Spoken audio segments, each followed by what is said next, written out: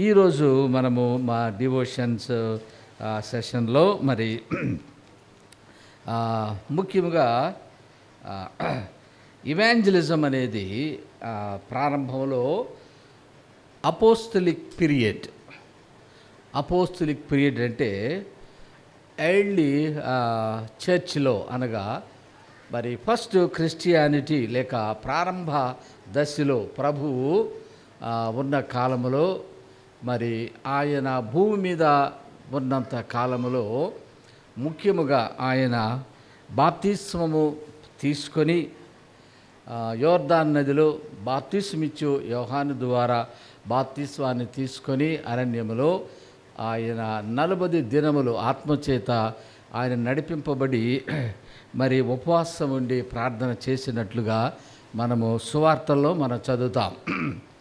ఆ తర్వాత బాప్తిస్మము పొందిన తర్వాత ఇక సేవ ప్రారంభమైనది. మరి 40 దినాలు ఆయన అరణ్యములో యోధా అరణ్యములో ఏకాంతముగా ఆయన మరి ప్రార్థన చేశాడు. దేని కొరకు ఆయన ప్రార్థన చేశాడు, ఎందు నిమిత్తం ఆయన ప్రార్థన చేశాడు, ఆయన ప్రార్థన చేయటంలో ముఖ్య ఉద్దేశం ఏమిటి మనకు తెలుసు. మత్తయి సువార్త 4వ అధ్యాయంలో మనం చదువుతాం. ఆయన మరి ఆ యొక్క ప్రార్థనా కాలం అయిపోయిన తర్వాత ఆయన మరి పూర్తిగా ఉపవాసం ఉన్నాడు. మంచినీళ్ళు కూడా ఆయన మరి పుచ్చుకోలేదు. తర్వాత మరి ఆ 40 దినాలు మరి మూసే సమయంలోనే మరి అపవాది సాతాను ఆయనను శోధించడం మనం చూసాం. 3 రీతులుగా అపవాది అనగా సాతాను ప్రభువుని మరి శోధించాడు.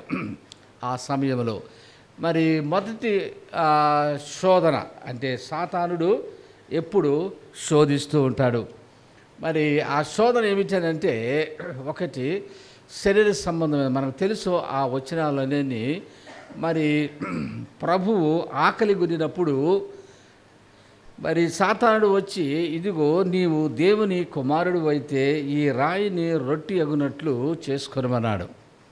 అప్పుడు ప్రభు ఇచ్చిన సమాధానం మాకు తెలుసు. మనుష్యుడు రొట్టి వల్ల మాత్రమే జీవించడు, కానీ దేవుని నోట నుండి వచ్చు మాట వలన జీవించును.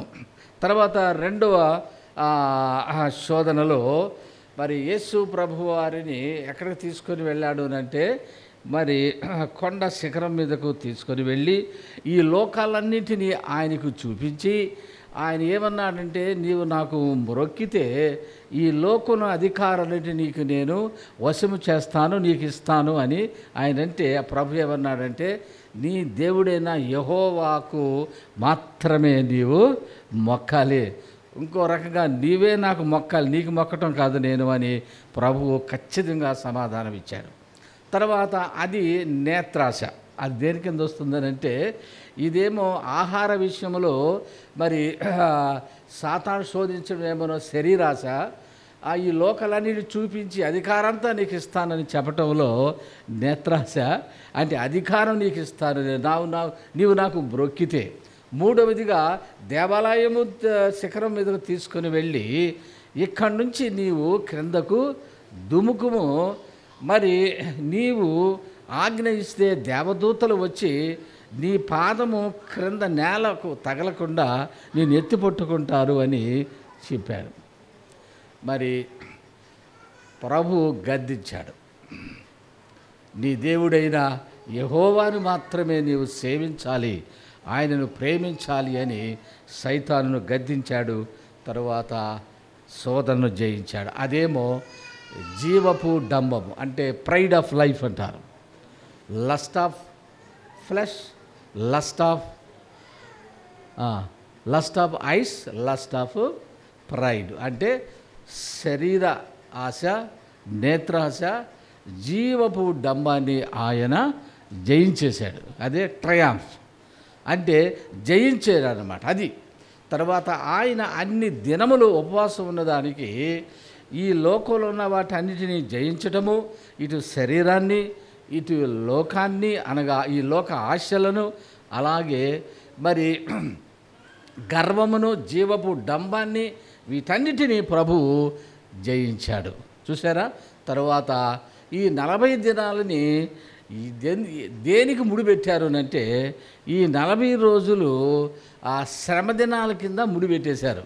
యేసు ప్రభు వారు అరణ్యంలో ఉపవాసంతో ప్రార్థన చేసిన ఈ దినాలను దేనితో ముడిపెట్టారు అంటే ఆ శ్రమ దినాలు లేక లెంట్ డేస్ అని వాళ్ళు మొదలుపెట్టారు. ఏమండి, మన క్రైస్తవులకి ఎప్పుడు ప్రతిరోజు శ్రమ దినాలే ఒక రకంగా ఆలోచన చేస్తే. అయితే యేసు ప్రభు వారు ఎందుకు ఆయన అంతగా ప్రార్థన చేయవలసి వచ్చిందనంటే ఆయన సిద్ధపడుతున్నాడు. ఏంటండి ఏం చేస్తున్నాడండి? ఆయన సిద్ధపడుతున్నాడు. దేని కొరకు ఆయన సిద్ధపడుతున్నాడు అంటే ఆయన వచ్చిన పని ఒకటి ఉన్నదన్నమాట. ఆయన వచ్చిన పని ఏమిటంటే మరి తండ్రి చిత్తమును నెరవేర్చడానికి వచ్చాడు ఆయన. అది ముఖ్యంగా ఆయన వచ్చిన పని. స్వస్థతలు చేయటానికి, లేకపోతే అద్భుత కార్యాలు చేయటానికి, సూచక క్రియలు చేయటానికి కాదు. అవి ఆటోమేటిక్గా ఆయన పరిచర్యలో ఏదో అలా జరుగుతూ వెళ్ళిపోయినాయే తప్ప ఆయన ఉద్దేశం అది కాదు. ఆయన తండ్రి చిత్తమును నెరవేర్చడము. తండ్రి చిత్తమును నెరవేర్చడం ఏమిటనంటే ఆయన వచ్చిన ఆ పర్పస్, ఉద్దేశము, రక్షణ ప్రణాళిక, ఆయన ఎందుకు వచ్చాడో, ఎలాగా మరి ఆ రక్షణ సంపూర్తి అవుతుందో, ఆయన వచ్చి దాని కొరకు ఏమి చేయవలసి ఉన్నదో అనగా ఆయన శిలువ మీద మరణించవలసి ఉన్నది. ఆ కార్యక్రమం కొరకు ఆయన సిద్ధపడ్డాడు. అది అంతే తప్ప ఏదో మనం అనుకున్నట్లు ఆయన సహాయం కొరకు ఆయన ప్రార్థన చేయటం కాదు.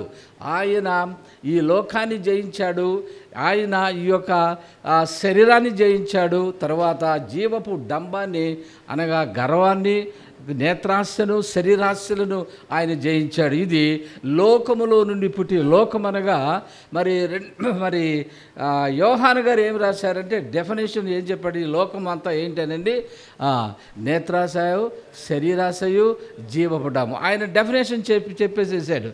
కానీ ప్రభు వాటిని జయించేసేసాడు అనమాట. ఆయన ప్రార్థనా జీవితము అనగా ఆయన చేయబోయే ఆ రక్షణ ప్రణాళిక అనగా రక్షణ కార్యక్రమమును ఆయన పూర్తి చేయటానికి ఆయన ఉపవాసం ఉండి ప్రార్థన చేస్తున్నాడు.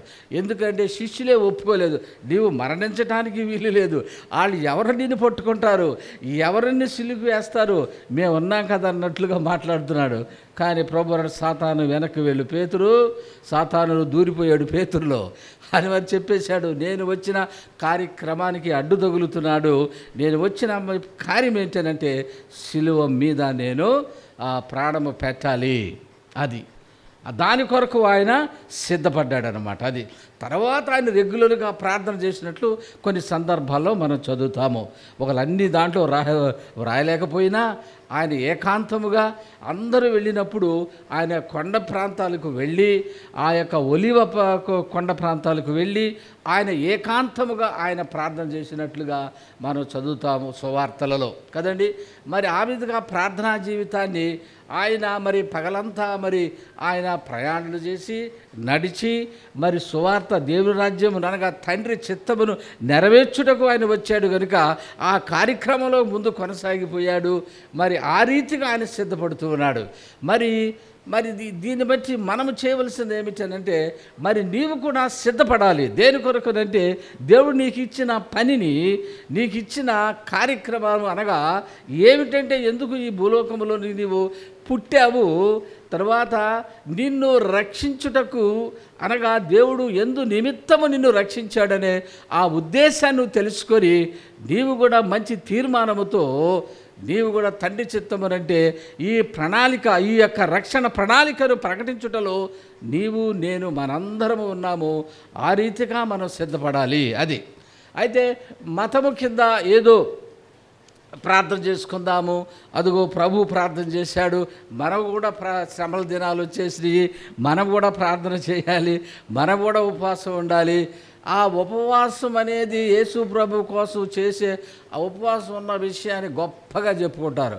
ఒక్క పూట భోజనం, ఆ పూట అదేనను, అది పూర్తిగా కూడా ఉపవాసం కాదు. అది మరలా ఆ ఉపవాసం అంత త్యాగం చేస్తున్నాడు అనమాట. చాలా గొప్ప త్యాగం చేస్తున్నాడు.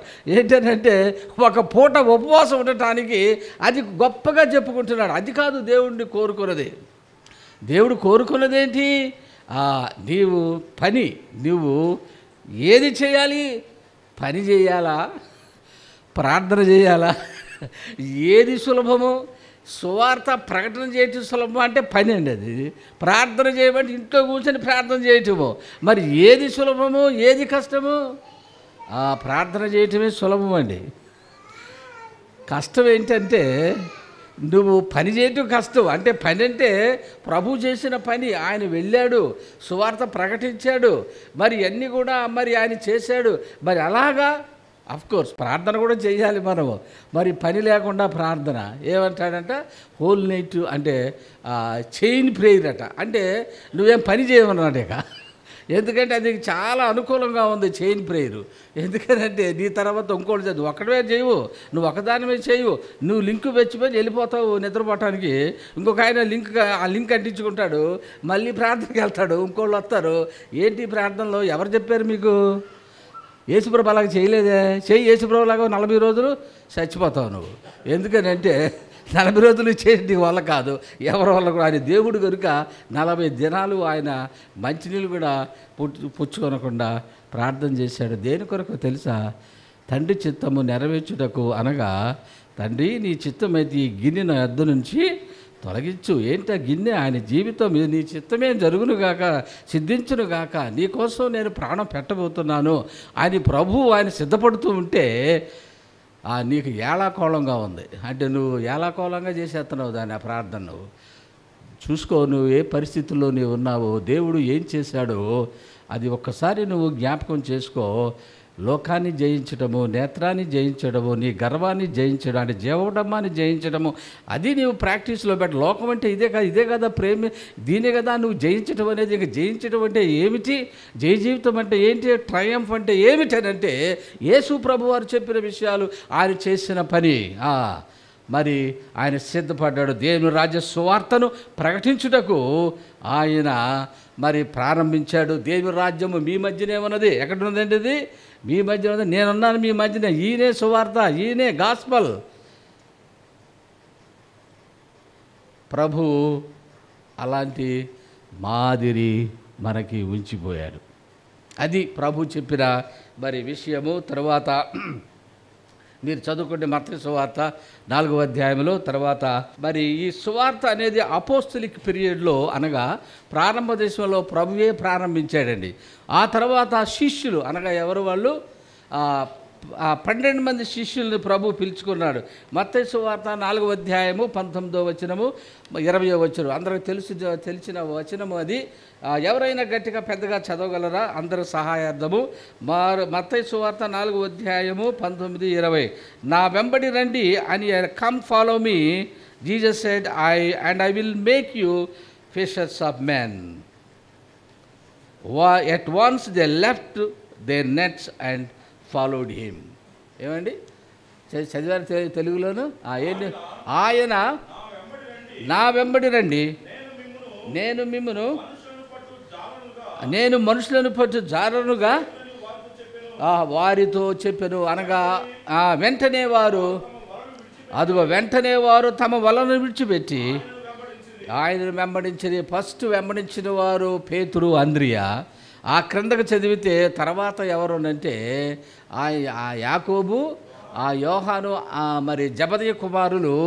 అలాగా మరలా తర్వాత 1 by 1 అలాగే మత్తయి, ఫిలిప్పు, ఇంకా మరి యూదా, యాకోబు, ఇలాంటి వాళ్ళందరూ మరి ఆయన యొక్క పరిచర్యలోకి ముందుకు వచ్చారు. దేవుడు వారిని వ్యక్తిగతంగా పిలిచాడనమాట. ఎవరినండి పిలిచింది వ్యక్తిగతంగా? కమ్ అండ్ ఫాలో మీ అన్నాడు కదండి.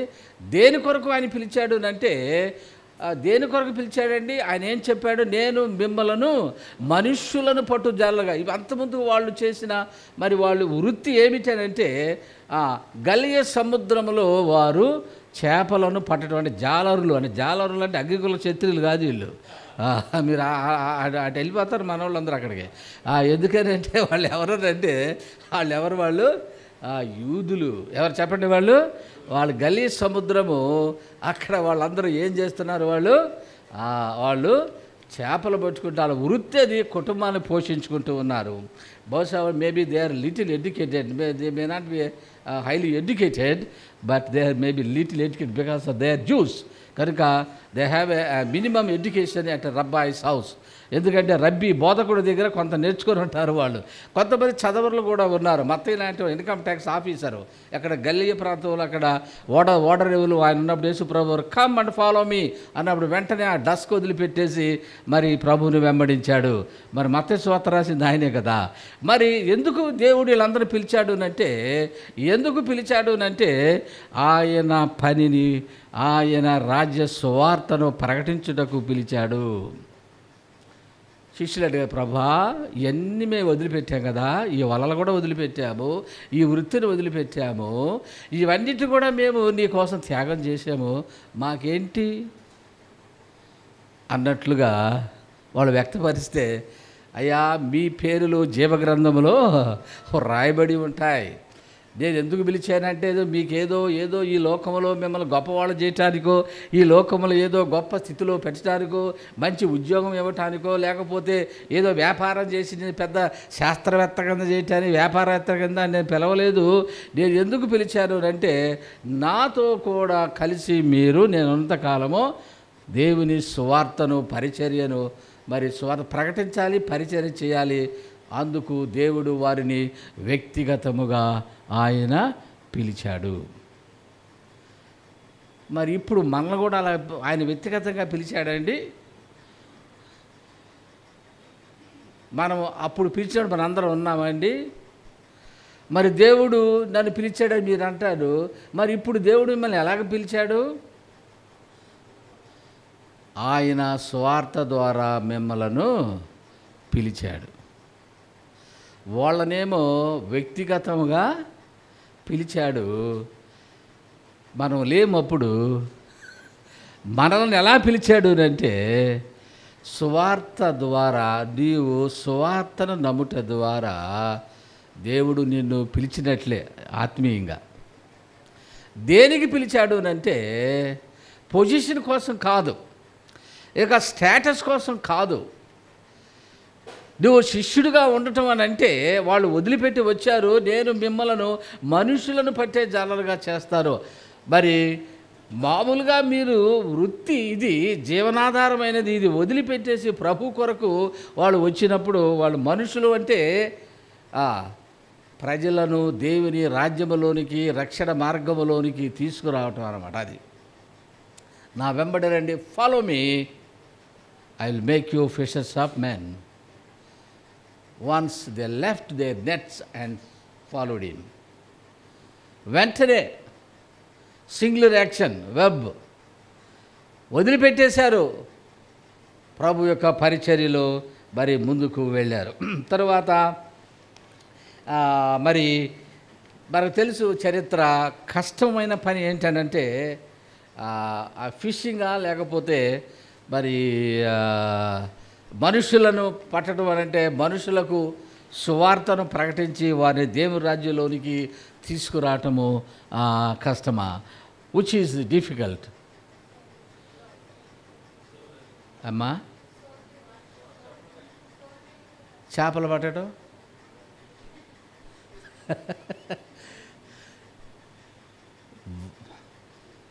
చేపలు పట్టడం కూడా ఈజీ ఏం కాదు. ఎందుకంటే నువ్వు ఎర్లీ మార్నింగ్ లేవాలి, ఎక్కడికి వెళ్ళాలి, సముద్రం ఒడ్డుకులు కాదు, ఎక్కడో 10 కిలోమీటర్ల పై లోపలికి వెళ్ళిపోవాలి, వెయిట్ చేయాలి, ఆ చలి, ఆ వర్షం, ఆ వాన, ఆ గాలి, మేత తీసుకెళ్ళాలి, ఒట్టిగా రావయ్యి. You have to carry some food, bait అంటారు, ఏదో తీసుకెళ్ళాలి, అక్కడ వేయాలి, తర్వాత వేస్తే కదా మళ్ళీ వల వేయాలి దాని మీద. ఆ వల అన్నీ పడవు, కొన్నే పడతాయి, అప్పుడవి తీసుకొని రా. అలాగా నీవు మనుషులను పట్టు జాలాలుగానంటే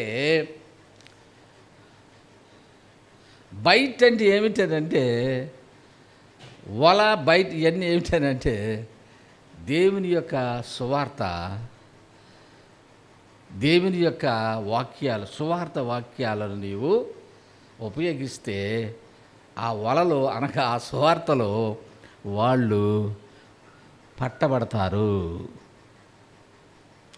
ఏమండి, బయట లేదే చేపలు రావండి గ్యాలానికైనా.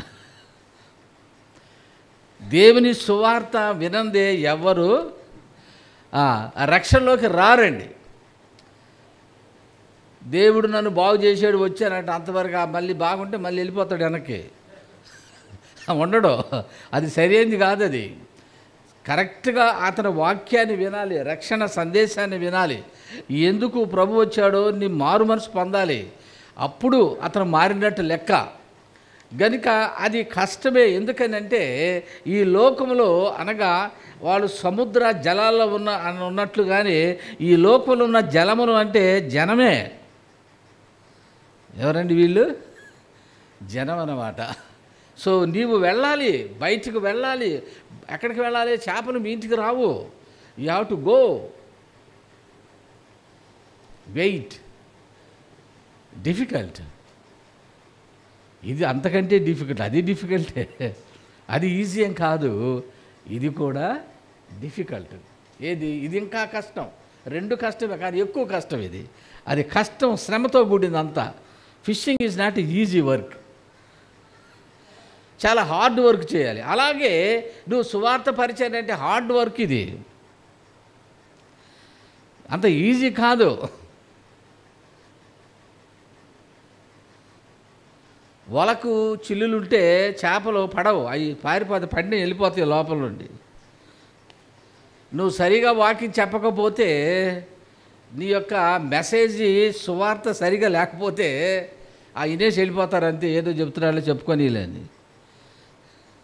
కానీ అతని హృదయాన్ని టచ్ చేసేలాగా యేసు ప్రభువారి యొక్క ఆ రక్షణ మార్గము, ఆ అర్జెన్సీ ఏంటో అతను మరి స్ట్రక్ అయ్యేలాగా నీవు సిద్ధపడి, ఫిషర్మెన్ ఏ విధంగా సిద్ధపడతాడో అన్నీ కూడా చిల్లు లేకుండా కుట్టుకొని వలలు బాగు చేసుకుంటారట. ఇవన్నీ కూడా నువ్వు సిద్ధపడి, ప్రిపరేషన్ అంటారు దాన్ని. ఆ ప్రిపరేషన్ నీవు ఉంటేనే కానీ నీవు మనుషులను దేవుని కొరకు నీవు పట్టలేవు, అనగా వారిని నడిపించలేవు. దేవుడు నాకేదో చెప్పేస్తానంటే అంత మాత్రం ఎవరు నమ్మరు. గుర్తుంచుకోండి.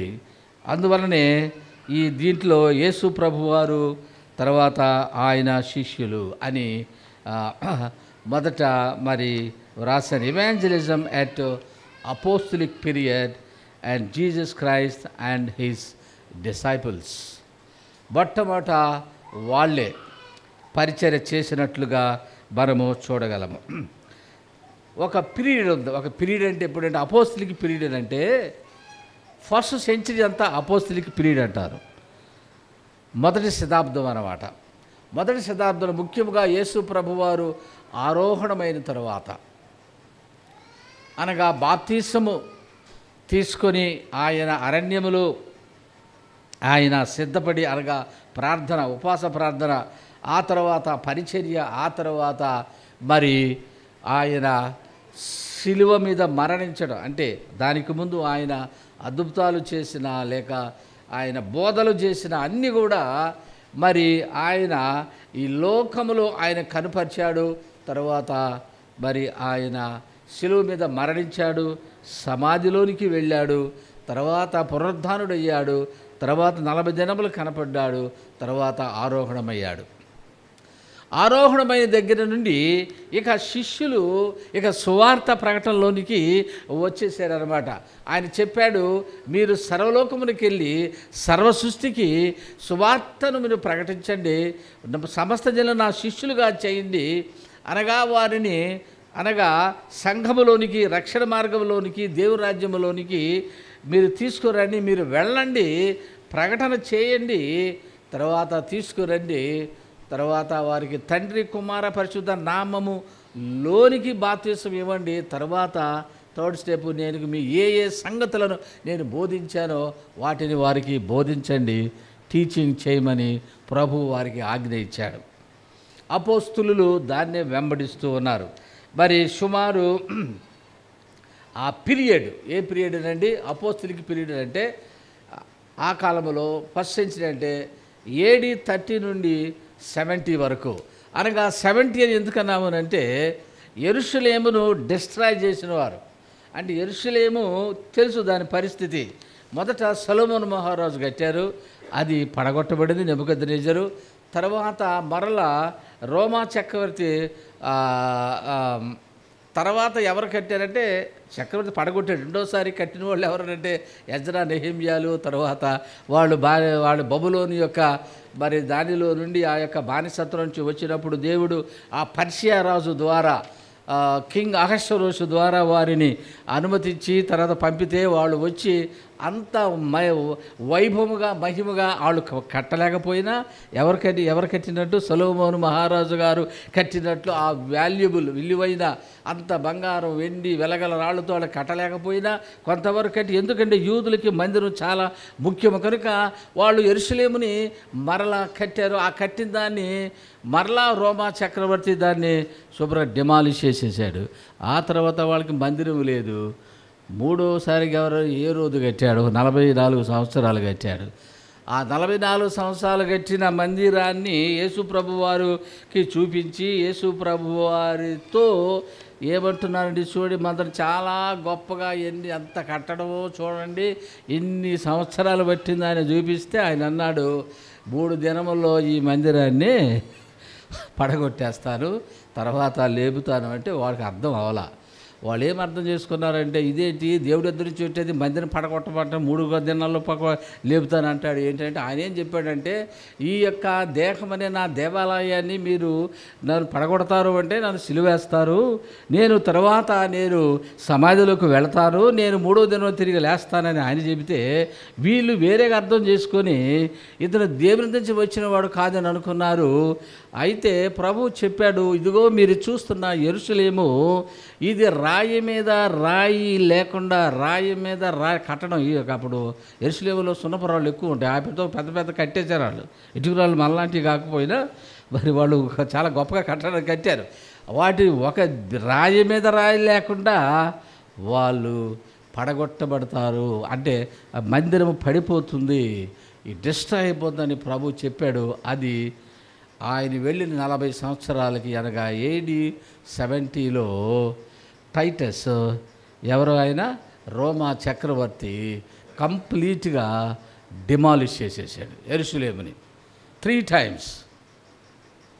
First by Nebuchadnezzar 586 in the first century, maybe around first century.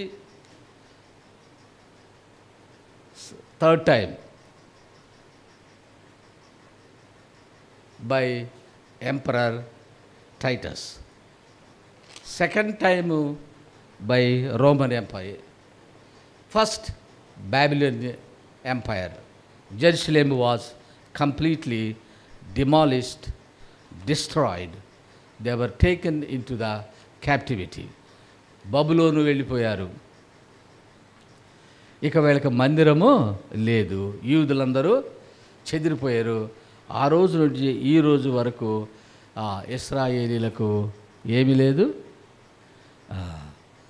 ఆ ఉన్న ఆ స్థలం మీద అరబ్బులు లేక టర్కీ వాళ్ళు చాలామంది దండయాత్రలు చేసి అక్కడ దగ్గరలోనే సొలొమోను రోజు కట్టిన ఆ వెయిలింగ్ వీల్ గోడను అది వదిలివేసి వాళ్ళు ఆక్రమించుకొని అక్కడ మసీదు కట్టుకున్నారు. ఆ డూమ్ని చూస్తాం మనం, అది చర్చి కాదు, నీదర్ శనగ కూడా కాదు, అది సమాజ మందిరం కూడా కాదు. అదేంటండి అది మసీదు. Still it is there. వీళ్ళు పక్కన ప్రార్థన చేసుకుంటున్నారు, వాళ్ళు అక్కడ నమాజ్ చేసుకుంటున్నారు. ప్రస్తుత టెండెన్సీ అనమాట. ఇక 70 ప్రభు చెప్పాడు, ఏం చెప్పాడు అంటే, ఈ యొక్క దేవాలయము, ఈ హేరోదు కట్టిన దేవాలయము పడగొట్టబడుతుంది, ఇది రాయి మీద రాయి లేకుండా అది కూల్చివేయబడుతుందని ప్రభువు చెప్పినట్లు అక్షరాలు ఆయన ఏం చెప్పాడో అది నెరవేర్చబడింది. యేసు ప్రభు చెప్పిన మాట నెరవేర్చబడుతుంది. ఎవరు చెప్పిన మాట నువ్వు వినకపోయినా యేసు ప్రభు చెప్పిన మాట మాత్రం తప్పనిసరిగా వినవలసిందే. ఎందుకంటే ఆయన చెప్పినట్లు జరిగింది కూడాను. చూసారాక యెరూషలేము లేదు. 70 తర్వాత మరి ఆ ముందే పౌలు చిరచ్ఛేదనం చేయబడ్డాడు. ఆయన పరిచర్యలో ఎక్కడ రోమా సామ్రాజ్యంలో నీరో చక్రవర్తి ద్వారా AD 68లో ఆయన హతసాక్షి అయ్యాడు. AD 64లో పీటర్ ముందే హతసాక్షి అయిపోయాడు. వీళ్ళ పరిస్థితి ఏమిటంటే యెరూషలేము పడగొట్టబడినది. యేసు ప్రభువారి శిష్యులు మరి ఇప్పుడు ఈ పరిచర్యను ముందుకు తీసుకొని వెళ్ళాలి కనుక అప్పుడు పేతురు ఆయన ఉన్నప్పుడు కోర్స్ ఆయన హతసాక్షి కాకముందు ఒక విషయాన్ని అపోస్తల కార్య గ్రంథంలో దేవుడు పరిశుద్ధాత్మ చేత వ్రాయించాడు. ఏమిటంటే యేసు ప్రభువారు ఆయన శిష్యులు ఎంతమంది అండి? అంటే చిన్నప్పుడు అడుగుతారు సండే స్కూల్లో, యేసు ప్రభువారి శిష్యులు ఎంతమంది అని. 12 మంది. చాలా థ్యాంక్స్, ఎందుకంటే మీరు చాలా గుర్తుపెట్టుకున్నారు. ఎంతమంది అండి అమ్మా? 12 మంది. మరి యేసు ప్రభువారు పునరుద్ధరణ అయిపోతారు, మరి 12 మంది ఉన్నారా? ఎంతమంది అమ్మా? గట్టిగా చెప్పండి. 11, 13? 11. రైట్. గట్టిగా చెప్పండి. ఎందుకు 11 అంటే యోధా ఇస్కరియోతు చనిపోయాడు. యేసు ప్రభువారు శిష్యులు. ఇప్పుడు యేసు ప్రభువారి చరిత్ర చెప్పటం లేదు కానీ ఊరక జస్ట్ మీకు ఇంటిచ్చాను నేను. యెరూషలేము గురించి జస్ట్ అయిపోయింది. ఇప్పుడు సువార్త పరిచయం చేసేవాడు కావాలి. అయితే ఇప్పుడు సువార్త పరిచయం చేయాలంటే యేసు ప్రభువారు ప్లస్ ఇక తర్వాత ఆయన పునరుద్ధరణమై పరలోకానికి వెళ్ళాడు, పంపించాడు మీరు వెళ్ళమని. ఇక శిష్యులు సువార్త పరిచర్య చేయాలి. అయితే సువార్త పరిచర్య చేయటానికి యేసు ప్రభువారు ఎంతమందిని ఆయన ఏర్పాటు చేసుకున్నాడు అంటే 12 మందిని ఏర్పాటు చేసుకున్నాడు. తర్వాత ఆ 12 మందిలో యోధా ఇస్కరియోతు లేడు, తప్పిపోయాడు. ఆ స్టోరీ మనకు తెలుసు.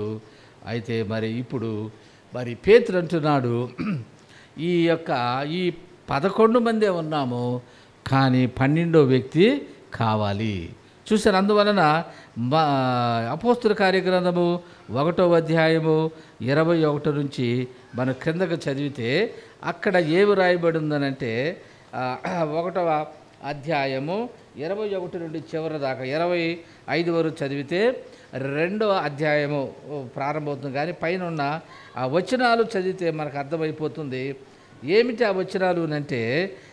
చూడండి ఇక్కడ 21వ వచనంలో, కాబట్టి మీరు చూడండి, నేను చదువుతాను. కాబట్టి యోహాను బాప్తీసం ఇచ్చినది మొదలుకొని ప్రభువైన యేసు మన యొద్ద నుండి పరమునకు చేర్చుకొనబడిన దినము వరకు. ఎప్పటి నుంచి అండి? ఇప్పుడు మరి యోహాను బాప్తీసం ఇచ్చినది మొదలుకొని ఎవరికి ఇచ్చారు? యేసు ప్రభు వారు బాప్తీసము యేసు ప్రభు వారికి ఇచ్చారు కదా. బాప్తీసం ఇచ్చింది ఎవరండి? ఏదో కళ్ళు తేలా చూస్తారండి బాబు, చెప్పండి. ఎవరండి? ఎవరు? యోహాను. బాప్తీసం యోహాను. చూడండి, యోహాను బాప్తీసం మొదలుకొని ప్రభు అయిన యేసు మన యొద్ద నుంచి పరమునకు చేర్చుకొనబడిన దినము వరకు. ఎప్పటి వరకు అండి? బాప్తీసం ఇచ్చిన ఆ యొక్క సమయము నుండి ఆయన పరమునకు చేర్చుకునే సమయం వరకు ఆయన మన మధ్య సంచరించుచుండిన కాలమంతయు, మన మధ్యన సంచరించిన కాలమంతయు మనతో కలిసి ఉన్న వీరిలో ఒకడు మనతో కూడా ఆయన పునరుద్ధానమును గూర్చి సాక్షి ఇండుట ఆవశ్యకమని చెప్పెను. ఇప్పుడు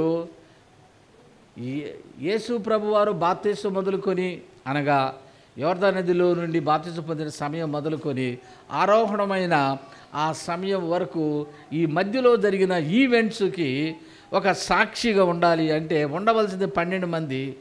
ఆ 12 మందిలో యోధా ఇస్కరియోతు తప్పిపోయాడు, తొలగిపోయాడు, నరకానికి వెళ్ళిపోయాడు. మరి ఆ 12వ వ్యక్తి గురించి ఆయన మాట్లాడుతూ మరి ప్రభు కూడా తో ఉన్నవాడు, సంచరించినవాడు ఎవరున్నారు అని వాళ్ళు మరి పేతురు వారితో మాట్లాడుతూ, అదిగో వీరిలో ఒకడు మనతో కూడా ఆయన పునరుద్ధానం గురించి సాక్షి అయ్యుటకు, సాక్షి అయి ఉండాలి, ఒక సాక్షి కావాలి. అనగా ఈ యొక్క యోధా ఇస్కరియోతు ప్లేస్లో ఒక వ్యక్తి కావాలి. అదే చెబుతున్నాడు. ఎవరు? ఇక్కడ చెప్తుంది ఎవరండి? పేతురు. రాస్తుంది ఎవరు? లూకా. పేతురు ఏం చెప్తున్నాడంటే ఒక వ్యక్తి మనకు అంటే అపోస్తులుడు మనకు కావాలి. అపోస్తుడు కావాలి అంటే ఏం చేశారో తెలుసా అండి? కావాల్సింది ఎవరండి? ఒకళ్ళ ఇద్దరా? ఒకళ్ళే, ఇద్దరు కావాలా? ఒకళ్ళే కావాలి. పండే కదా 11 ఏదో ఉంది. ఒకళ్ళు కావాలి కనుక అప్పుడు వారు యూస్తు అను మారు పేరు గల బరబ్బా అనబడిన యోసేపు మత్తీయ అను ఇద్దరిని నిలువబెట్టి, ఎవరిని నిలబెట్టారండి? ఇద్దరు నిలవబెట్టారన్నమాట. అంటే ఇద్దరు అంటే దే మే బి క్వాలిఫైడ్ అది ఎవరో తెలీదు. కావలసింది ఎవరు? ఒకరే కావాలి. ఇద్దరు నిలబెట్టారు అని అంటే ఇద్దరు తీసేసుకోవచ్చా? ఇద్దరు తీసుకునే బదులు చీటీలు ఎందుకు వేస్తున్నారు వీళ్ళు కదా? ఇప్పుడు అక్కడ ఉంది, ఏముంది చూడండి అక్కడ. వీట్లు ప్రార్థన చేసిరి. ఎట్లు ప్రార్థన చేసి? ఇద్దరిని నిలువబెట్టి, యోసేపుని మత్తీయను అను ఇద్దరిని నిలువబెట్టి ఇట్లని ప్రార్థన చేసిరి. ఎట్లా ప్రార్థన చేశారు? అందరి హృదయములను ఎరిగి ఉన్నది ప్రభువా, తన చోటికి పోవుటకు యోధా తప్పిపోయి పోగొట్టుకునిన ఈ పరిచర్యలోను అపోస్తులత్వములోను అపోస్తులత్వములోను పాలు పొందుటకు వీరిద్దరిలో నీవు ఏర్పరచుకుని వానిని కనపరచుమనిది.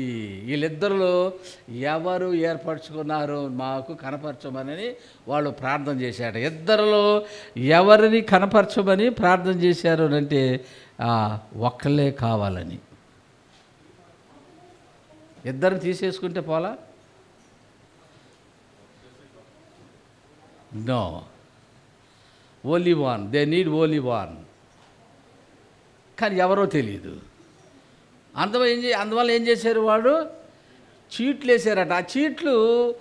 ఆ చీట్లు వేయటం అనేది అప్పుడు ఉండేది ప్రాక్టీసు.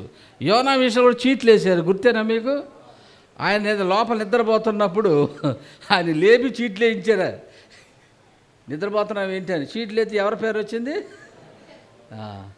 ఆయన ఏమన్నాడు? లే తీసుకెళ్ళినాను. దేవుడు కూడా ఆయనే చేశాడు అంతా. అక్కడ ఈ కార్యక్రమం కూడా ఏం జరుగుతుందంటే వీళ్ళిద్దరిలో వీళ్ళు ఎవరో తెలియక చీటీలు వేసి ప్రార్థన చేసినప్పుడు ఎవరి పేరున పడిందండి చీటీ?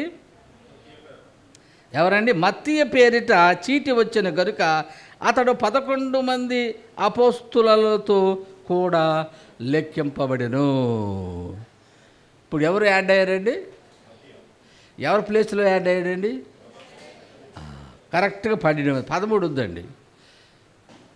ఎంతమంది అండి అపోస్తులు? ఎంతమంది?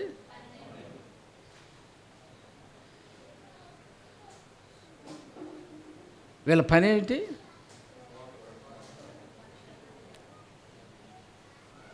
వీళ్ళే యేసు ప్రభువారిని చూచినవారు, పునరుద్ధానమైన యేసు ప్రభువారిని చూచినవారు. లెక్క ఎంతమంది ఉండాలండి?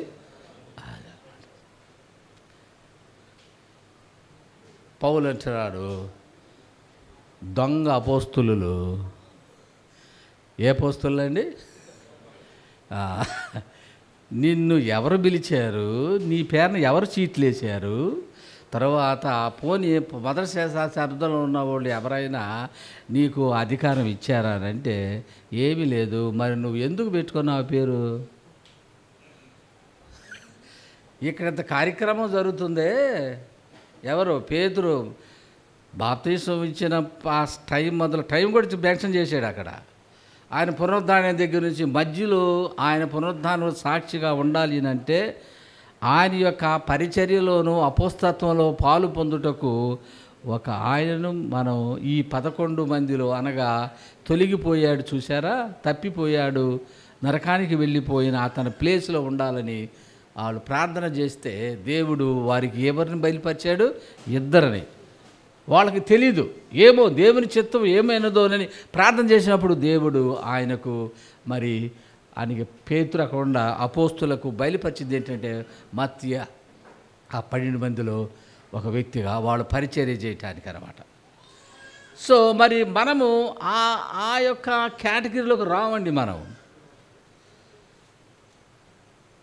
మనము ఆ అపోస్తులు ఆ యొక్క స్టేటస్లోనికి దాంట్లోకి మనం రావండి.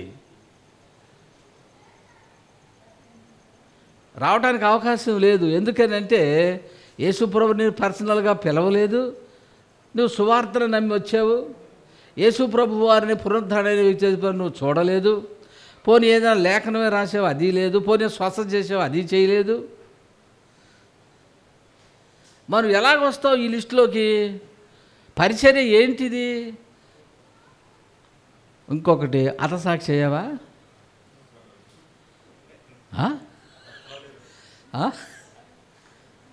పోనీ అపోస్తులు చెప్పుకుంటున్నావు, హతసాక్షి అయ్యావా? వాళ్ళందరూ అయిపోయారు, ఒక యోహాను గారు తప్ప. మరి హతసాక్షి అవ్వాలి కదా నువ్వు. మరి నువ్వు ఎలాగవుతావు? అందుకని 6 జనంలోనే పౌలు కాలంలోనే బయలుదేరారంట. ఎవరు? అబద్ధ అపోస్తులు. అందుకని ఈ వాక్యం స్థిరపరచబడింది. ఒక్కళ్ళే ఎన్నుకున్నారు వాళ్ళు. మనం అపోస్తులం కావు. మరి మనం ఎవరము? అపోస్తుల పరిచర్య చేసేవారు మనం. అపోస్తులు ఏం చేశారంటే వాళ్ళు పంపబడ్డారు. ప్రతి విశ్వాసి ఆయన సువార్తను తీసుకొని వెళ్ళటంలో ఫంక్షనింగ్ అనగా ఆయన చేసే సేవా కార్యక్రమంలో నువ్వు వెళ్ళి సేవ చేయాలి, కానీ నీకు టైటిల్ లేదు. There is no office. నువ్వు అపోస్తులు కావు. నీకు వాక్యం రాలేదు, నీకు వాక్యం తెలియదు. లేకపోతే తెలుసుకో.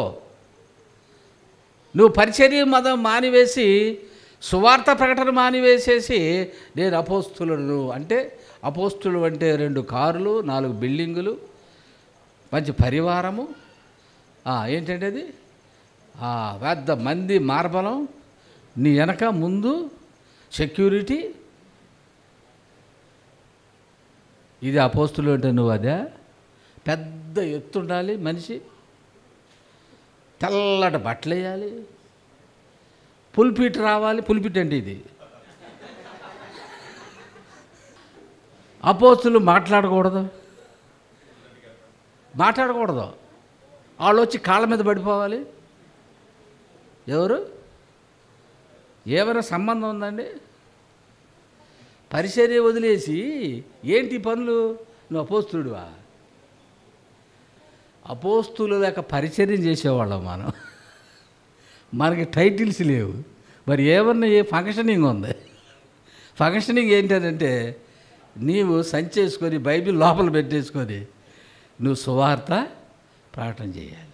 నువ్వు అపోస్తుడు కాదు, నువ్వు బిషప్ కూడా కాదు. బిషప్ అంటే ఏం లేదు, బ్రదరే, ఎల్డర్వే. ప్రవక్తవు ప్రవచించాడే వాక్యాలు, ఈ ప్రవచనాలు చెప్పావు, నువ్వు కూడా ప్రవక్తవే. ఫంక్షనింగే నువ్వు. టైటిలా, వృత్యా? అందుకనే సేవ జరగటం లేదు. నా పని కాదు, నేను అపోస్తులు, నేను ఇంటికాడ కూర్చుంటాను, మీరందరూ సేవకులు, మీరు పోయి చేయండి, నేను వట్టి ప్రార్థన చేద్దాం, వరాలు ఉన్నాయి, నేను ప్రార్థన చేస్తే నెత్తి మీద చేతులు పెట్టి మీరు వెళ్ళి చేయండి. అది అందరు ఇవ్వబడిన పరిచర్య. అపోస్తులు క్వాలిఫికేషన్, ఆ క్వాలిఫికేషన్లో ఎవరు సరిపోరండి. ఇప్పుడు ఎవరు చూసి ఉన్నారు ప్రభువుని? ఎవరు హతసాక్షి అయ్యారు? పోనీ ఎవరైనా హతసాక్షి అయితే ఉండొచ్చు, ఏది వేరే వాళ్ళు అతన్ని చంపి ఉండొచ్చు, కానీ ఆయన ప్రభుని చూడలేదు కదా. పోనీ ఆ కాలంలో ప్రభు ఆయన పిలవలేదుగా. పిలిచాడు అంటే సువార్త ద్వారా పిలిచాడు. ఆ కాలంలో లేరు కదా. ఫస్ట్ సెంచరీ స్క్రిప్చర్స్ ఎన్నండి? మొత్తం first century scriptures, first century అంటే మొదటి శతాబ్దంలో ఉన్న లేఖనాలు ఎన్ని ఉన్నాయండి? 27 పుస్తకాలు అన్నమాట. ఓకేనా? తర్వాత 39 పుస్తకాలు పాత నిబంధన. మొత్తం ఎన్నండి ఇవి? 66. ఎక్కడ దృఢపరచబడింది, స్థిరపరచబడింది అంటే మొదటి శతాబ్దము AD 96కి ఇది దృఢపరచబడింది. సెకండ్ సెంచరీలో ఏదైనా యాడ్ చేయొచ్చా దీనికి? 2వ శతాబ్దంలో పెద్ద ఆయన వచ్చేసి, పెద్ద ఆయన చర్చి ఫాదరో లేకపోతే ఎవరో వచ్చేసి, అబ్బాయి దేవుడు నాకు బయలుపరిచాడు, ఇది నా అనుభవము, రెవల్యూషన్ తర్వాత ఇది కూడా యాడ్ చేయండి, అంటే సరిపోతుందండి? ఎందుకంటే it is fixed, it is finished, it is closed. కలపకూడదు. ఇక సెకండ్ సెంచరీలో అపోస్తులు ఉండరు. ఇక మరి ఎవరుంటారు? ఆయన పరిచర్య చేయటానికి ఉన్నవారే మనందరం కూడా ఫంక్షనింగ్, అనగా దేవుని సువార్త పరిచర్య విషయంలో మనమందరం కూడా పంపబడ్డాము. మనందరము కూడా స్పిరిచువల్గా మనందరము అపోస్తులమే. నీకు సపరేట్గా దండేసి డిక్లేర్ ఎవరు చేయరు. నీకేదో ఆత్మాభిషేకం అని ఎవరన్నా వచ్చి నేను చేయరు. ఆత్మచేత అభిషేకం అని అంటే నువ్వు రక్షించబడి నువ్వు ఏది నిజము ఏది అబద్ధము అనగా ఫాల్స్ టీచర్స్ని నువ్వు గమనించడమే పరిశుద్ధ ఆత్మ యొక్క అభిషేకము. You must know who is the right the person. పరిశుద్ధాత్మ అభిషేకం అని అంటే నీవు క్రిందబడి దొరలటం కాదు, నువ్వు కిందబడి కొట్టుకోవటం కాదు, లేకపోతే నీ మీద ఎవరో చేతులు పెట్టేస్తే వచ్చేది కూడా కాదు. అది నీవు దేవుని నమ్ముట ద్వారా ఆ రక్షణలో ఈ యొక్క పరిశుద్ధాత్మ అభిషేకం కూడా జరిగిపోతుంది. అది స్పెషల్గా ఏమీ లేదు. నువ్వు ఎప్పుడైతే రక్షించబడ్డావో ఆ రక్షించబడిన రోజే నీవు తిరిగి జన్మించావు. అది స్పిరిచువల్ బ్లెస్సింగ్. అది ఆత్మ అభిషేకము అంటే నువ్వు ఆత్మను పొందినట్లు ఆ రోజే, అది కూడా నీకు బ్లెస్సింగే. ఆత్మచేత నీవు ముద్ర వేయబడినావు. ఎఫ్సి పత్రికలో ఉంటే ఇవన్నీను, అది కూడా స్పిరిచువల్ బ్లెస్సింగే. దేవుడు నిన్ను ఆస్వాదించాడు, ముద్ర వేశాడు నీకు, ఎందుకంటే ఆయన బిడ్డని. ఈ సీల్డ్. పరిశుద్ధాత్మ దేవుడు నీకు సంచకరువుగా ఉన్నాడు. గ్యారంటీ. సంచకరువు అంటే ఏంటండి? అష్యూరెన్స్, అనగా పరలోకము నిత్య జీవం నీకు ఇస్తాడు అని ఆయన చెప్పాడు. రక్షణలో మనకి ఎన్ని జరుగుతాయి? రక్షణలో మరి పరిశుద్ధాత్మను నువ్వు పొందుతావు, అనగా పరిశుద్ధాత్మ యొక్క డ్వెల్లింగ్, అనగా నివసించడం జరుగుతుంది. బ్లెస్సింగ్. పరిశుద్ధాత్మ ముద్ర అంటే ఇది నా బిడ్డ అని, అది బ్లెస్సింగ్. సంచకరువునంటే పరలోకం నిత్య జీవాన్ని ఇవ్వబోతున్నాడు అనటానికి గ్యారంటీ. బ్లెస్సింగ్ అవి, బ్లెస్సింగ్స్ ఇవి. ఆత్మచేత నడిపించబడటం అనేది బ్లెస్సింగ్. అది పరలోక సంబంధమైన ఆశీర్వాదం. అది ఆత్మ అభిషేకం అనేది బ్లెస్సింగ్. అది ఆ రోజే నువ్వు పొందుతావు. స్పెషల్గా ఇవన్నీ పొందేవి కాదు. At the moment of salvation you receive all 5 things. ఏదో తర్వాత ఎవరో చేతులు పెడితే వచ్చేది ఏమీ లేదు. అది తెలికినే నీ సేవ చేయటం రావట్లేదు. You are saved, you are secured. దేవుడు నిన్ను బ్లెస్ చేసేసాడు, నిన్ను అభిషేకించాడు సేవ చేయటానికి. నువ్వు రక్షించబడిన రోజే నువ్వు అభిషేకించబడ్డావు. స్పెషల్గా ఎవరు వచ్చి నిన్ను అభిషేకించరు. ఇది హైరార్కీ కాదు. హైరార్కీ అంటే ఏంటంటే అధికారం ఎవరో నెత్తులు పెట్టి చేతులు పెడితే వచ్చేది కాదు. ఇది ప్రభువును నమ్మిన వెంటనే నీ హృదయం మనకి వచ్చేది. అది ఎవరో ఇచ్చేది కాదు. గమనించండి, బ్లెస్సింగ్స్ అక్కడ ఉన్నాయి. ప్రభు నమ్ముట వలన మరి మనము అపోస్తులము పనిచేసేవారమే కానీ మనము అపోస్తులు అనే టైటిల్ పెట్టుకునేవారం కాదు. మనకు ఆ టైటిల్ లేదు. మరి మనకి ఇవ్వబడిన టైటిల్ ఏంటండి? విశ్వాసి, ఏ బిలీవర్, రక్షించబడిన వ్యక్తి. ఇంతకంటే ఇంక మంచి టైటిల్ ఏం కావాలి నీకు? బిషప్ కావాలా? రెవరెండ్ కావాలా? చాలేదా? ది రెవరెండా? అది చాలేదా? బోస్ట్ రెవరెండా? అది చాలేదా? ఎటర్నల్ పెట్టమంటావా? అది సరిపోలేదా? పేరు ముందు పేరు వెనక టైటిల్స్ చూడండి. అపోస్తులుడు కొద్దిసేపు, ఇది బాగాలేదు. ప్రవక్త, ఇది కూడా బాగాలేదు. ఎన్ని టైటిల్స్ మారుతావయ్యా నువ్వు? సువార్త సేవ చేయటం రావట్లేదు, నీకు అర్థం అవ్వలేదు. వీళ్ళు ఇక్కడ ఒక ప్యాటర్న్ పెట్టాడు, ఎవరు యాడ్ చేయకూడదు. ఇక ఆ 12 మందే.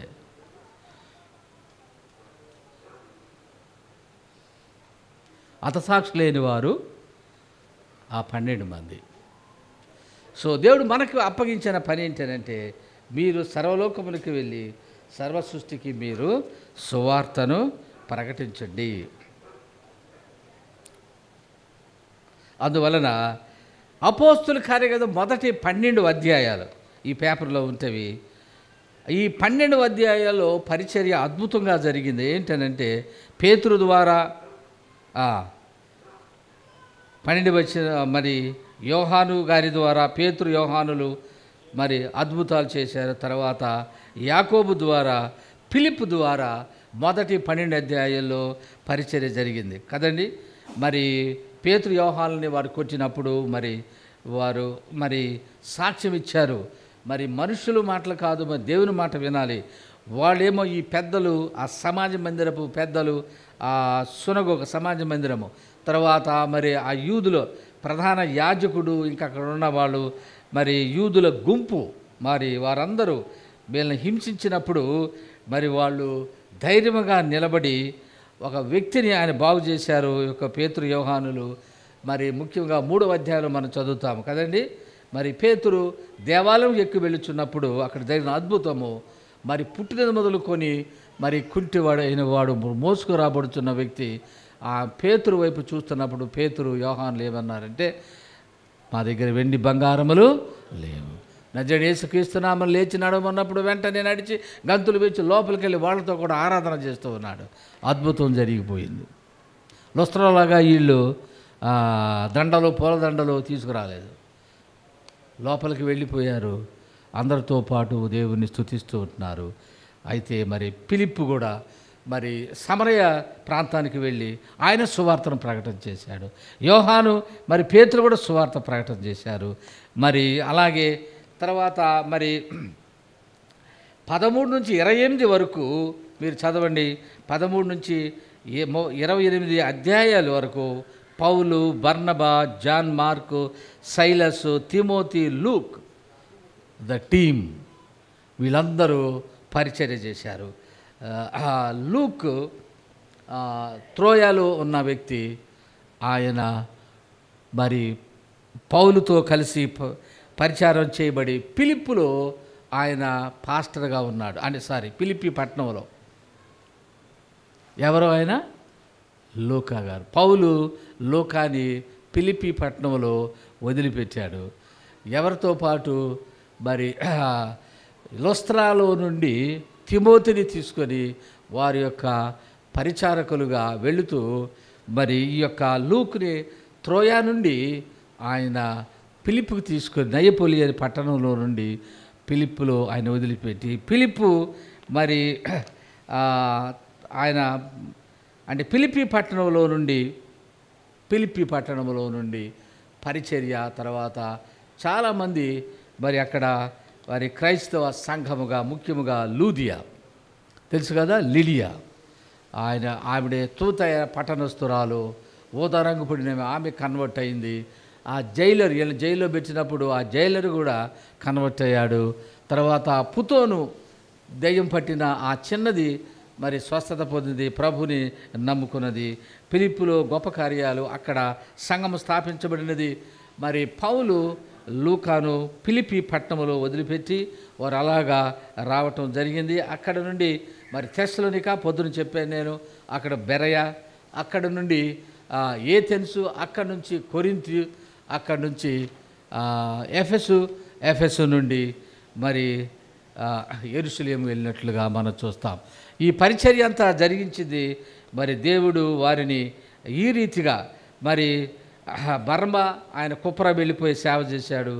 జాన్ మార్క్ కూడా అక్కడికే వెళ్ళిపోయాడు. సైలస్ యెరూషలేము నుంచి వచ్చిన ఆయన, తిమోతి, లూక్, పాలు వీళ్ళందరూ కూడా మరి గొప్పగా పరిచర్య చేశారు. మరి అపోస్తుల లిస్టులో వీళ్ళు ఉన్నారా అని అంటే మరి కొంతమంది లేరు దీంట్లో కదండి. ఉన్నారా? 12 మంది శిష్యుల్లో ఇక్కడ పరిచర్య ముఖ్యం కానీ అపోస్తులు అవ్వటం ముఖ్యం కాదు. తర్వాత మరి పౌలు మరి చివరకు ఆయన యెరూషలేము వచ్చిన తర్వాత మరి వాడి పరిచర్య కొంత హిస్టరీ మీకు నేను చెప్పాను. ఏమిటనంటే మరి ఆయన ఎక్కడ పుట్టి పెరిగాడు, తర్వాత ఎలాగ ఆయన మారాడు, అపోస్తలుల 9వ అధ్యాయము. అక్కడ నుంచి ఆయన మరి యెరూషలేము పంపబడ్డాడు. తర్వాత మరి ఆయన 3 సంవత్సరాలు అరేబియాలో ఉన్నాడు, 10 సంవత్సరాలు ఆయన తార్సు పట్టణంలో ఉన్నాడు. కిలికియా, సిరియా, అంత్యోక ఆ ప్రాంతాల్లో ఆయన పరిచర్య చేశాడు, సువార్తను ప్రకటించాడు. తర్వాత ఫైనల్గా మరి యెరూషలేములో ఆయనను అరెస్ట్ చేశారు. That was his last journey. Journey అంటే లాస్ట్ జర్నీ కాదు, సువార్త పరిచర్యలో. తర్వాత ఆయనను రోమా తీసుకుని వెడతారు.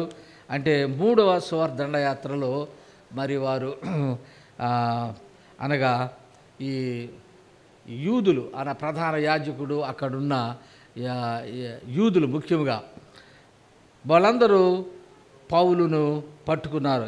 అపోస్తుల కార్యగ్రంథము 21వ అధ్యాయము 27 నుండి 36 వరకు మనం చదివితే మరి ఆయన బంధించారు, తర్వాత ఆయనను అరెస్ట్ చేశారు.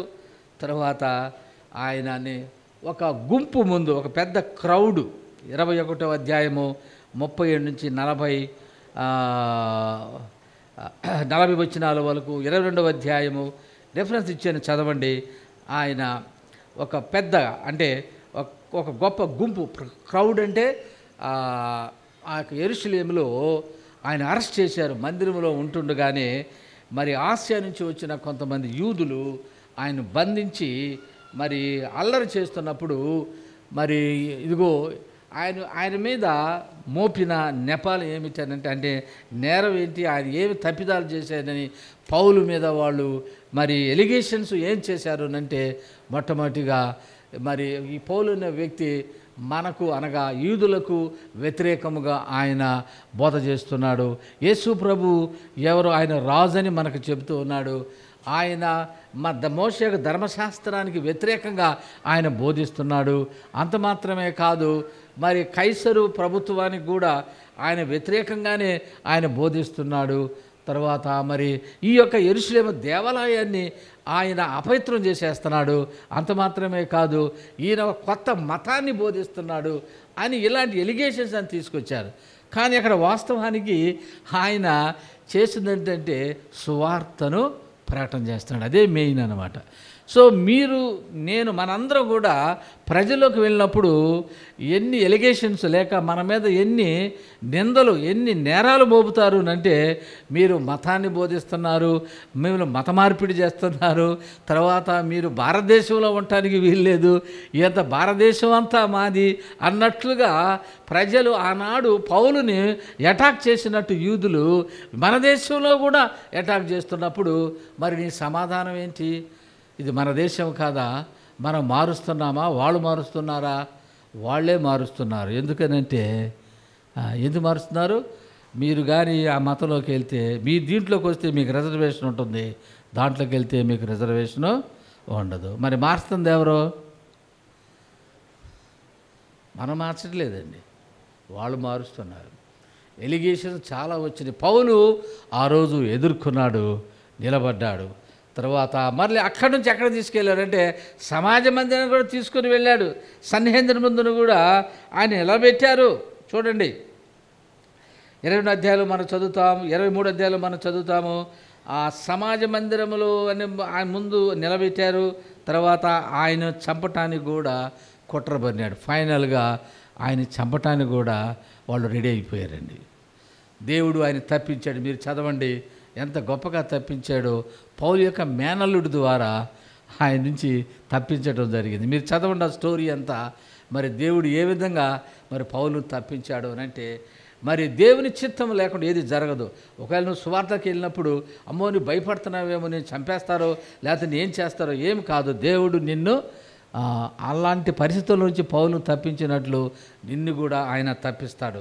చూడు ఇక్కడ రెఫరెన్స్లు కూడా ఇచ్చాను నేను. ఆ తరువాత మరి ఆయనను మరి ఇక లాభం లేదని యెరూషలేము నుంచి కైసరుకు తీసుకుని వెళ్ళారు. అక్కడ ఆ గవర్నర్ ముందు మరి మరొకసారి నిలవబెట్టాడు. ఆయన ఎవరో కాదు, ఫెలిక్స్. 24వ అధ్యాయము మొదటి నుంచి 27 వచనాలు మనం చదివితే అక్కడ కూడా ఆయన నిలబడ్డాడు.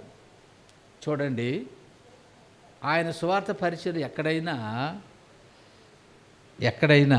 ఆయన రాజీ పడ్డాడండి. పోనీ ఆయన సేవన గురించి అరే ఎలా జరిగిందండి, అలాగనుకుని ఎలా జరిగింది అని ఆ సెల్ఫ్ పిటి ఏమైనా వచ్చింది ఆయనకి? నేను అలా అనుకోలేదు, ఎలా జరిగింది ఏంటి, నాకు అలాగైతే బాగుండు కదా అని మానేస్తే వ్యవహారం ఏమైనా ఉందా ఆయన దగ్గర? లేదే, ఆయన నిలబడ్డాడు. చూసారా, ఫెలిక్స్ ముందు. ఆ తర్వాత ఎవరి ముందు నిలబడ్డాడు చూడండి. ఎవరండి ఆయన? బిఫోర్ ఫెలిక్స్, తర్వాత బిఫోర్ ఫెస్తస్. అది 25వ అధ్యాయము. ఆయన ముందు నిలబడ్డాడు. గవర్నర్ ముందు నిలబడటం అంటే ఎవరు ఎంత ధైర్యం కావాలో తెలుసా? చెప్పాడు వాళ్ళు కూడా సువార్త. చదవండి మీరు ఆ వచనాలు. ఆయనకి చెప్పాడు. ఎవరికి? ఫెలిక్స్ చెప్పాడు. ఆ తర్వాత ఇంకెవరికి చెప్పాడు? ఫెస్తస్కు చెప్పాడు. తర్వాత అదే పోర్కియా ఫెస్తస్ ఆయనకి సువార్త చెప్పాడు. అక్కడున్న ప్రధాన యాజకులకు సువార్త చెప్పాడు. అక్కడున్న సన్హెద్రిన్ ఉన్న వాళ్ళకి సువార్త చెప్పాడు. తర్వాత అగ్రిప్పరాజుకు కూడా చెప్పాడు. ఎవరో చెప్పాడండి? తర్వాత ఇక ఆయన అన్నాడు, మరి ఫైనల్ తీర్పు ఎక్కడికి వెళ్తావునంటే నేను చక్రవర్తి దగ్గరికి చెప్పుకుంటాను, ఎందుకంటే వీళ్ళు ఆల్రెడీ చంపేయడానికి సిద్ధంగా ఉన్నాడు అని అంటే, అప్పుడు ఆయన్ని సరే నీ కోరిక మేరకు, నువ్వు రోమిడు కదా, మరి నీ రిక్వెస్ట్ ప్రకారం మేము కైసరుకు పంపుతానంటే, అప్పుడు ఆయన మరి కైసరుకు అంటగనగా అక్కడ రోమాకి వెళ్తానికి, కైసరు దగ్గరికి వెళ్తాను అంటే రోమా పట్టణానికి వెళ్తాను, అక్కడే ఆయన ఎదుటే నేను చెప్పుకుంటాను, ఎందుకంటే ఆయనకి తెలిసిపోయి వీళ్ళు ఎదురు నన్ను చంపేస్తారనని. వాళ్ళు మరి ఆయన చంపడానికి కూడా కుట్ర పొందారనమాట. అక్కడున్న మరి ఆ యూదులు, ఆ సమాజ మందిరంలో ఉన్న పెద్దలు, ఆ యోధా మత పెద్దలు, ఆ ప్రధాన యాజకులు అందరూ కూడా ఒక ప్రణాళిక వేసుకొని ఒక కుట్ర పన్ని మరి పౌలుని చంపాలని చూచినప్పుడు దేవుడు ఆయన్ని వాళ్ళకి అప్పగించలేదు. ఆయన మరలా రోమా ప్రయాణం ప్రారంభించాడనమాట. అదే చివరి ప్రయాణం. ఆయన రోమా పట్టణానికి వెళ్ళలేదండి. ముందు ఆయన ఎలాగ వెళ్ళాడంటే రోమా సువార్త చేయటం లేదు, ఒక ఖైదీగా వెళ్ళాడు. చివరిగా ఆయన ఖైదీగా వెళ్ళాడనమాట. ఎక్కడికి? రోమా పట్టణానికి. అక్కడికి వెళ్ళినా కూడా ఆయన కస్టడీలో ప్రిజనర్గా ఇంప్రిజన్డ్ సుమారు ఒక 2 సంవత్సరాలు. ఇక్కడ 2 సంవత్సరాలు ఉన్నాడు యెరూషలేములో, 4 ఏండ్లు. అక్కడికి వెళ్ళి అక్కడ కూడా ఆయన చైన్స్ అంటే ఆ బంధకాల్లో కూడా సువార్త ప్రకటన చేశాడు. ఆ బంధకాల్లోనే ఆయన పత్రికలు రాశాడు. ఎఫ్సీలు రాసిన పత్రిక, కొలసీలు రాసిన పత్రిక, ఫిలేమోనుకు రాసిన పత్రిక, 2వ తిమోతికి రాసిన పత్రిక, చెరసాల్లో ఉన్నప్పుడు ఈ పత్రికలు వాళ్ళందరికీ వ్రాసి పంపించేశాడు. నా బంధకాలను మీరు గుర్తుపెట్టుకోండి, నా ప్రియ కుమారుడా తిమోతి, నీకు అప్పగింపబడిన దానిని నీవు గట్టిగా నీవు పట్టుకొని నీవు సువార్త పరిచర్య చేయమన్నాడు. చూడండి, ఇక ఫైనల్గా ఇంకా ఆయన పత్రికలు రోమా నుంచి 5 పత్రికలు రాశాడు. ఎక్కడ? ఆయన బంధకాల్లో ఉండి. మరి బంధకాల్లో ఉండి వ్రాస్తున్నాడంటే చూడండి మరి ఎంత మరి కమిట్మెంట్ ఆయనకు ఉన్నదో. ఆయన వ్రాస్తున్నాడు, పంపించేస్తున్నాడు, అందరికి వెళ్ళిపోతున్నాయి. ఇక చివరిగా మరి పత్రికలని రాసేశాడు. తీతుకు రాశాడు, తిమోతికి 2 సార్లు రాశాడు, తర్వాత కొలసీలకి రాశాడు, చెరసాల్లో ఉన్నప్పుడు మరి ఇంకా మరి అంతకుముందు సువార్త పరిచర్యలో కొరింథీయులకు రాశాడు, 2 సార్లు రాశారు వాడికి కూడాను. అలాగే మరి ఫిలేమానుకు కూడా రాశాడు ఆయన, యాకోబుకు కూడా. మరి యాకోబు వేరే, ఆయన వేరేగా రాశాడు. ఫిలేమానుకు రాశాడు, తీతుకు రాశాడు. చూసారా, ఆయన రాసిన పత్రిక అన్నిటిలో మనము చూసినట్లయితే ఆయన సువార్త పట్ల, ఈ పరిచర్య పట్ల ఎంతగా మరి ఉన్నాడో. చివరిగా ఫైనల్గా ఆయన శిరచ్ఛేదనము చేయబడ్డాడు. ప్రభు కోసము హతసాక్షి అయినాడు. ఆయన అన్నాడు, మహిమ కిరీటము నాకు ఉంచబడింది, నేను నా పరుగు నేను తుదా ముట్టించి తిని నేను వెళ్తాను. Are you ready for that?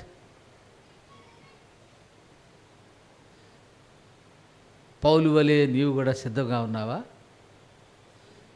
దేని కొరకు? కిరీటం కొరకు. నీతి కిరీటం నీ కొరకు ఉంచబడినది. దేని కొరకు, దేని నిమిత్తము ఆయన ప్రాణాన్ని పెట్టాడు?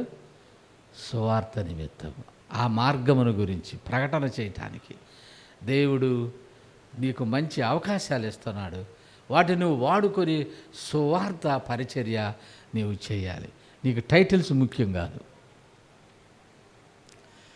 నువ్వు శ్రమపడాలి, కష్టపడాలి అని ఆయన చెప్పాడనమాట. మరి దేవుడు మిమ్మలను దీవించునుగాక. ప్రార్థన చేస్తాను. ప్రేమ కలిగిన ప్రియ పరలోకపు తండ్రి, నాకు ఇచ్చిన ఈ సమయాన్ని బట్టి, బిడ్డలతో గడిపే ఈ సమయాన్ని బట్టి నీకు వందనాలు, స్తోత్రాలు. ఇంకెన్నో సంగతులు ఉన్నాయి నాయన, సమయం చాలదు. అయితే కొన్ని విషయాలు మేము ధ్యానం చేశాము.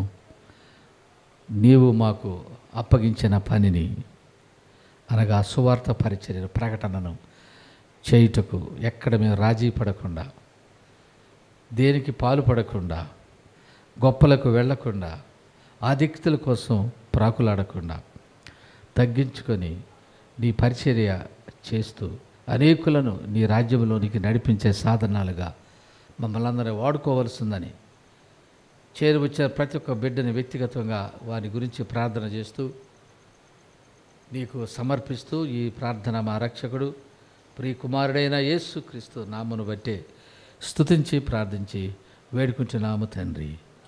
ఆమేన్. ప్రభువు మిమ్మలను దీవించునుగాక. ఆమేన్. ఆమేన్.